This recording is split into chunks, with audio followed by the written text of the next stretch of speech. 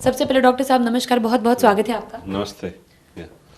Doctor साहब, बच्चों में अक्सर दस्त और उल्टी की जब समस्या होती है तो माता पिता काफ़ी ज़्यादा परेशान हो जाते हैं, क्योंकि छोटे बच्चों में इनके कारण भी समझ में नहीं आते और इसकी वजह से बच्चों में कमज़ोरी भी बहुत बढ़ जाती है। तो मैं चाहूँगी आप सबसे पहले दर्शकों को बताएं कि बच्चों में ये उल्टी और दस्त होने के पीछे क्या कारण है।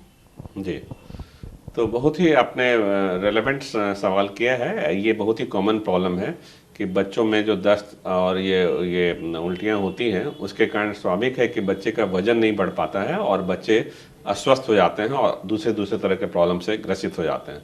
तो जहाँ तक सवाल है इन इन इन समस्याओं के कारणों का, तो सबसे महत्वपूर्ण कारण ये है कि यदि बच्चे को माँ का दूध नहीं मिला है शुरुआत में, तो वो बच्चे ज़्यादातर जो है वो डायरिया से ग्रसित होंगे, उनको लूज मोशन होगा, वॉमिटिंग होगा, इसलिए कि बाहर के दूध पिलाने में कहीं ना कहीं वो इन्फेक्शन का एक सोर्स हो जाता है। यदि उसको माँ का दूध इतना सुरक्षित है कि डायरेक्ट माँ अपने स्तन से पिलाती हैं, तो उसमें इन्फेक्शन की कोई संभावना रहती ही नहीं है।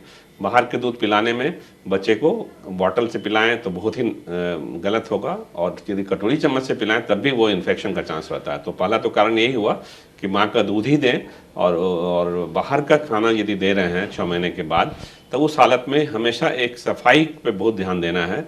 सफाई का मेरा मतलब है कि बच्चे को जो भी आप कटोरी से, चम्मच से या थाली में जो भी खिला रहे हैं, वो पूरा साफ़ होना चाहिए, ताज़ा खाना होना चाहिए, स्वच्छ अच्छे ढंग से बना होना चाहिए। और साथ में जो बच्चे को खाना खिला रहे हैं, घर के जो केयर टेकर हैं, मदर हैं या ग्रैंड मदर है, जो भी हैं, वो इस बात का ध्यान रखें कि उनके हाथ की भी पूरी सफाई होनी चाहिए। यदि वो हाथ का प्रयोग कर रहे हैं खिलाने में, अपना हाथ को प्रॉपर्ली क्लीन करें। और यदि बच्चा खाने लायक हो जा रहा अपने हाथ से, तो बच्चे का हाथ भी प्रॉपर्ली उसको साबुन से साफ करवाएं। और शौच के बाद यदि आए हैं तो शौच के बाद तो निश्चित रूप से साफ कराएं, ये बहुत ही इंपॉर्टेंट है, अदरवाइज वो इन्फेक्शन होता रहेगा। तीसरी बात है कि वो जो है कभी भी जैसे बाजार के सामानों का उपयोग नहीं के बराबर करें। बाजार में जिस हिसाब से खाना बनता है और जिस हिसाब से खुले में रख दिया जाता है अपने डिफरेंट आप रेस्टोरेंट में, होटल में, जहाँ भी आप बच्चे को खाना कुछ खिला रहे हैं, वहाँ इस बात की पूरी सावधानी नहीं बरती जाती है कि इन्फेक्शन से मुक्त हो, तो उस हालत में वो होगा। और एक चौथी बात ये है कि एक वैक्सीन भी अब आ गया है, जो रोटा वायरस हम लोग बोलते हैं, उसके बचाव के लिए। और ये अच्छी बात है कि अब सरकारी अस्पताल में फ्री ऑफ कॉस्ट ये वैक्सीन उपलब्ध है अपने राज्य में भी, तो उसका जरूर से अपने बच्चों को उपयोग में लाएं। ये 6 महीना से पहले की उम्र के बच्चे को, 1.5 महीना से 6 महीने के बच्चे को दिया जाता है और ये मुफ्त में उपलब्ध है। और एक चीज़ और मैं कहना चाहूँगा कि एक जो मिथ है, ये गलत धारणा है कि दांत आने से जो पैखाना होता है, ये बिल्कुल ही गलत है।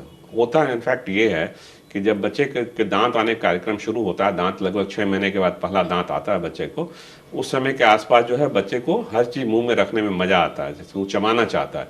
तो दांत को टीदिंग टाइम में एक पीकिंग हैबिट्स होती है बच्चे को, जो सामान मिलेगा फट से मुंह में डालेगा। तो मुंह में जो डालेगा, तो वो जो सामान मुंह में ले रहा है, उससे वो इन्फेक्शन ले जा रहा है। जैसे कोई टॉयज है नीचे गिरा हुआ है या और कोई सामान है, तो जो सामान उसके हाथ में जाएगा, तुरंत पहला काम बच्चा करेगा कि मुंह में डालेगा। तो टीथिंग टाइम में उसको अच्छा लगता है मुंह में डालने में, तो वो इन्फेक्शन का सोर्स हो जाता है, उससे पेट खराब होता है। तो ये एक गलत धारणा को हटाने की जरूरत है कि एक दांत आएगा तो पैखाना होगा ही, ये गलत बात है। यदि आपने पूरा प्रिकॉशन लिया है कि कोई गंदा सामान बच्चा मुंह में नहीं डाले, कितना भी दांत आएगा तो पेट नहीं खराब होगा। जी डॉक्टर साहब, अक्सर लोग इस फेरे में रहते हैं कि 1-2 दिन छोड़ देते हैं, खान पान सुधरेगा तो बच्चे का स्वास्थ्य भी सुधर जाएगा। ऐसे में मैं चाहूँगी अब दर्शकों को ये समझाएं कि लापरवाही उन्हें कितनी भारी पड़ सकती है। जी, ऐसा है कि जब जहाँ तक सवाल है इसका कि दस्त और ये उल्टियों का, तो उसमें ये बात ध्यान रखने की ज़रूरत है कि वो उसमें कभी कभी बहुत ही इमरजेंसी हो जाता है। इमरजेंसी इन द सेंस कि बच्चे को डिहाइड्रेशन हो जाता है।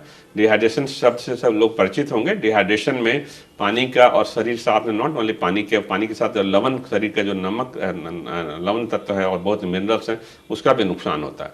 तो उसके कारण जो डिहाइड्रेशन हो जाता है, उससे बच्चे की मृत्यु तक हो सकती है।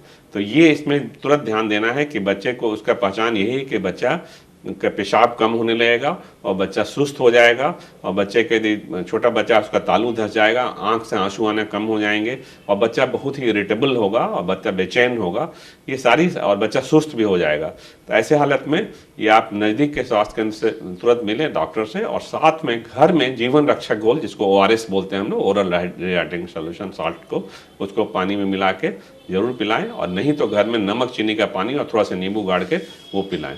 ये किसी भी कारण से यदि डायरिया वॉमिटिंग हो रहा है तो उसका प्रथम उपचार और सबसे ज़रूरी उपचार ये है कि उसको ORS का सेवन जरूर कराएं, और उसको कभी भी हल्के से न लें, और चूंकि डिहाइड्रेशन कभी कभी लाइफ थ्रेटनिंग हो सकता है।